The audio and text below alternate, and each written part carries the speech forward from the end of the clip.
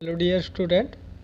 आज हम जो आपका नाइन्थ क्लास है उसकी जो एसएसटी की किताब है उसके अंदर हम हिस्ट्री का पोर्शन पढ़ रहे हैं। इससे पहले बच्चों जो भी हमारे लेक्चर हुए हैं वो सब के सब डायग्राम बेस्ड थे। डायग्राम बना के उसे जो फ्रांस पहला लेसन है फ्रांस की क्रांति उसके बारे में पढ़ा है और थोड़ा उसको संक्षिप्त में समझाने की कोशिश की है कि फ्रांस की क्रांति किन कारणों से हुई और राजनीतिक आर्थिक सामाजिक कारणों पे हमने इससे पहले डायग्राम बना के उस पर चर्चा की है। और अब मानते हैं कि आपकी जो एनसीईआरटी की बुक में है उसको पढ़ना चाहिए, क्योंकि एजुकेशन की अगर बात करते हैं तो एनसीईआरटी बेस होती है बच्चों। और आप जैसे एजुकेशन करने के बाद आगे कंपटीशन टेस्टों में जाओगे तो एनसीईआरटी से ही क्वेश्चन आते हैं। तो इससे बच्चों दो बेनिफिट है। एक तो आगे कंपटीशन के लिए आप अच्छे से तैयारी कर पाओगे और यही एनसीईआरटी से ही आप बड़ी अच्छे से किताब का अगर अध्ययन करेंगे तो आपका जो सिलेबस है उसको अच्छे से समझ सकते हो। तो इसी प्रक्रिया में इसी सीक्वेंस में आज हम बात करेंगे 18वीं सदी के समाज के बारे में, किस तरह का समाज उस समय काम करता था। 1774 में बुर्बो राजवंश का लुई सोलवे, बच्चों ये सोलवे है, फ्रांस की राजगद्दी पर आसीन हुआ। आसीन का मतलब बैठा। कब? 1774 में। जिस प्रकार भारत में मुगल साम्राज्य होते हैं, जिसमें मौर्य साम्राज्य होते हैं, उसी प्रकार फ्रांस में बुर्बो वंश था जिसका एक लुई सोलवे जो शासक था वो 1774 में गद्दी में बैठा। उस समय उसकी उम्र केवल 20 साल थी और उसका विवाह ऑस्ट्रिया की राजकुमारी मेरी एंतोइनेट से हुआ। मतलब इसकी शादी कहाँ की, जिस लड़की से हुई उसका क्या नाम था? एंतोइनेट, और वो कहाँ की रहने वाली थी? ऑस्ट्रिया की। राजारोहण के समय उसने राजकोष खाली कर दिया। राजारोहण का मतलब ये है कि जब वो गद्दी पे बैठा उस दौरान जो उसके कार्यक्रम किए गए, राजा अभिषेक के कार्यक्रम किए गए, जिसके बाद वो गद्दी पे बैठा, उस टाइम उसने जितना भी राजकोष था, जितना भी धन राजा के पास या सरकार के पास या उस तरह के खजाने में थी, उन सबको खर्च किया। लंबे समय तक चले युद्धों के कारण फ्रांस के वित्तीय संसाधन नष्ट हो चुके थे। वर्साई के विशाल महल और राज दरबार की शान शौकत बनाए रखने की फिजूल खर्ची का बोझ अलग से था। मतलब कि वर्साई जिसमें एक बहुत बड़ा महल बनाया गया था जिसमें राजा निवास करता था, और उसके साथ साथ वो जो बेहिसाब जो पैसा लोगों के टैक्स से, आय से या फिर लोगों के ऊपर जबरन टैक्स लगाकर जो वसूल किया जाता था, उन पैसों को वो अपने ऐशो आराम के लिए बेवजह के खर्चों के लिए वो उसको इस्तेमाल करने लग गया। लुई सोलवे के शासनकाल में फ्रांस ने अमेरिका के 13 उपनिवेशों को साझा शत्रु ब्रिटेन से आज़ाद कराने की सहायता दी। मतलब एक समय ऐसा था, अमेरिका के जब 14 छोटे छोटे राज्य थे जो इंग्लैंड के अधीन थे, तो अमेरिका ने जब इंग्लैंड के खिलाफ जब युद्ध लड़े या उनके खिलाफ उन्होंने संघर्ष किया, तो उस दौरान लुई सोलवे ने मदद की थी अमेरिका वालों की। इस युद्ध के चलते फ्रांस पर 10 अरब लिवरे से भी अधिक का कर्ज और जुड़ गया। लिवरे बच्चों उनकी मुद्राएं जैसे भारत की रुपए होती हैं, जैसे अमेरिका की डॉलर है, उसी प्रकार फ्रांस की करेंसी है, उसका नाम ये लिवरे है, जुड़ गया। जबकि उस पर पहले से ही 2 अरब लिवरे का बोझ चढ़ा हुआ था। मतलब क्या, पहले ही कर्जे में था, अब और ज़्यादा कर्जा हो गया। और साथ साथ इसी के साथ साथ जब हम बात करते हैं,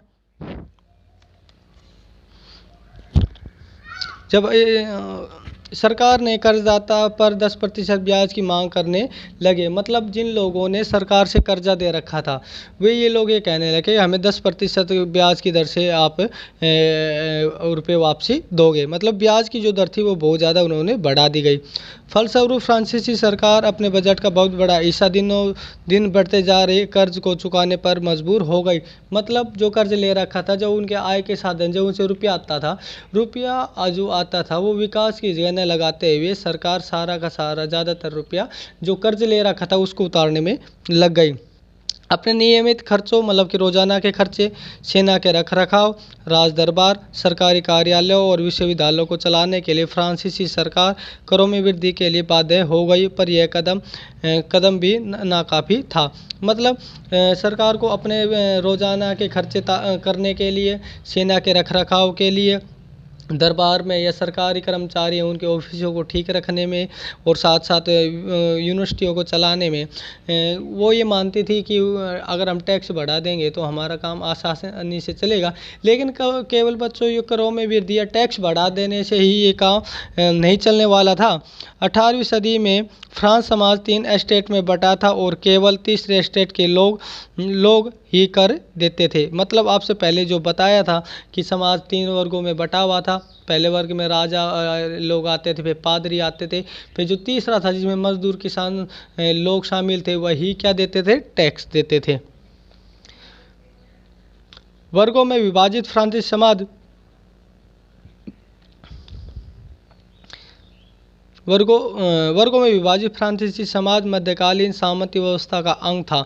मतलब सामंती व्यवस्था के अधीन का बच्चों मतलब ये होता है जैसे कि राजा है, इधर देखेंगे आप, ये राजा है, राजा के नीचे छोटे छोटे क्षेत्रों के जैसे कि प्रधानमंत्री है और उसके बाद क्या आते हैं, मुख्यमंत्री। उसी प्रकार के राजा के अधीन होते हैं छोटे छोटे राज्य, जिनके जो अधिकारी होते हैं उसको सामंत कहते हैं। और सामंती व्यवस्था उस समय फ्रांस में कायम थी। सामंती लोग और उसके अधीन जो लोग हैं उन पर शासन करते थे और राजा को बदले में पैसा देते थे। और जब एक देश का दूसरे देश के साथ जब युद्ध हो जाए तो उस दौरान राजा को सेना के रूप में अपना सहयोग देते थे। इस तरह की व्यवस्था उस समय कायम थी। प्राचीन राजतंत्र पद का प्रयोग सामान्यतः 1789 से पहले के फ्रांसीसी समाज और संस्था के लिए होता था। चित्र 2 में फ्रांसीसी समाज की वर्ग व्यवस्था को दर्शाता है। पूरी आबादी में लगभग 90% किसान थे, लेकिन ज़मीन के मालिक किसानों की संख्या बहुत कम थी। मतलब किसान तो थे जनसंख्या की अगर बात करें, लेकिन वे ऐसे थे जो दूसरे की ज़मीन पर काम करते थे। जिनके पास खुद की ज़मीन है उनकी संख्या कम थी। लगभग 60% ज़मीन पर कुलीन मतलब पूंजीपतियों, चर्च और तीसरा स्टेट के अमीरों का अधिकार था। प्रथम 2 स्टेट कुलीन वर्ग और पादरी वर्ग के लोग कुछ विशेषाधिकार जन्मजात प्राप्त थे। मतलब कि जो पादरी लोग होते थे और जो बड़े बड़े जो ज़मींदार होते थे उनको जन्मजात से ही विशेषाधिकार मिलते थे। और इसके बारे में आपको जो आपके डायग्राम थे उसमें काफ़ी अच्छे से समझाया भी था। और इसके साथ साथ एक चीज़ और है कि जो सामंती लोग थे और उसके साथ साथ पादरी लोग, जो चर्च में काम करता है वो उसको पादरी बोलते हैं। और पादरी को जन्मजात से विशेष अधिकार थे जो आगे जाकर पता चलेगा। उसको विशेष प्रकार का टैक्स या धार्मिक कर भी किसी समय दिया जाता था जिसको टाइद के नाम से जानते थे। इनमें से सबसे महत्वपूर्ण विशेषाधिकार था राजा को दिए जाने वालों करों में छूट। मतलब ये जितने भी लोग विशेषाधिकार जो प्राप्त थे इनको एक विशेष छूट ये थी कि ये टैक्स नहीं देते थे। कुलीन वर्ग को कुछ अन्य सामंती विशेषाधिकार भी हासिल थे। वे किसानों से सामंती कर वसूल करते थे। ये एक और विशेषाधिकार, मतलब चर्च को या पादरी को भी विशेषाधिकार कर के रूप में टैक्स वसूल करने का, और साथ साथ ये जो दूसरे लोग हैं उनको भी एक प्रकार से करों में को इकट्ठा करने में, छोटे लोगों को शोषण करने में या उनसे टैक्स लेने का विशेषाधिकार प्राप्त था। किसान अपने स्वामी की सेवा, स्वामी के घर और खेतों में काम करना, सैन्य सेवाएं देना और सड़कों के निर्माण में सहयोग आदि करने के लिए बाध्य हो जाते थे। जो लोग टैक्स नहीं दे सकते थे यार इस तरह का सामर्थ्य नहीं था तो या तो सामंती घर काम करते या खेतों में काम करते, या फिर जब सामंत की सेना में काम करने उसमें सेवाएं देनी पड़ती थी, या फिर सड़क जब निर्माण होती थी व्यापार के लिए तो उसमें अपना सहयोग देना पड़ता था, लेकिन बदले में उनको वेतन नहीं दिया जाता था। और जब इसी में जब चर्च भी किसानों से करों का एक हिस्सा टाइद, धार्मिक कर जिसको कहा जाता है, के रूप में वसूल करता था, जो विशेष अधिकार के अंतर्गत आता था। और इसके साथ साथ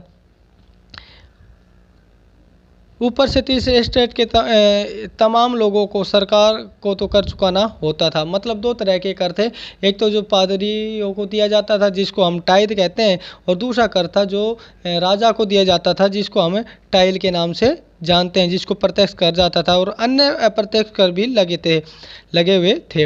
अप्रत्यक्ष कर नमक और तंबाकू जैसी रोजाना उपयोग की वस्तु पर लगाया जाता था। इस प्रकार राज्य के वित्तीय कामकाज का सारा बोझ करों के माध्यम से जनता पर ही लादा जाता था, या सारा का सारा कर कौन, जनता वहन करती थी। और तो बच्चों हमने इसमें देखा कि किस प्रकार का सामाजिक स्ट्रक्चर है, और वो सामाजिक स्ट्रक्चर है जो गरीब मजदूरों का ही शोषण करने लग रहे हैं। और गरीबों का जब शोषण करते हैं तो वहाँ की ज़्यादातर जो जनसंख्या की अगर बात करें तो फ्रांस की जनसंख्या अपने आप में उसके अगर प्रतिशत की बात करें तो अगर 100% है, 100% का 80% के आसपास वहाँ की जो गरीब जनता थी, जो करों का बोझ झेलने लग रही थी, उनका शोषण हो रहा था। ये एक व्यवस्था एक लंबे समय से चलती आ रही है, और कहीं ना कहीं जब फ्रांस की क्रांति होती है उसमें ये सामाजिक कारणों में एक महत्वपूर्ण सामाजिक कारण हो गए। जो इस तरह का जो स्ट्रक्चर, इस तरह का जो ढांचा था, वो फ्रांस की क्रांति को करने में महत्वपूर्ण भूमिका निभाता है।